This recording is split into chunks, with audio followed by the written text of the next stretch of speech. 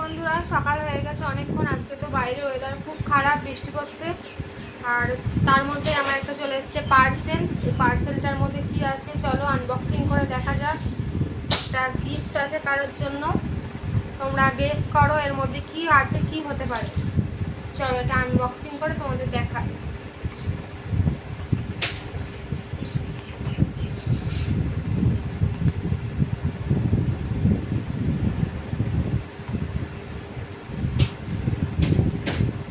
আসলে আমার কোনো জিনিস অর্ডার করতে খুব ভালো লাগে। হয়ে গেছে।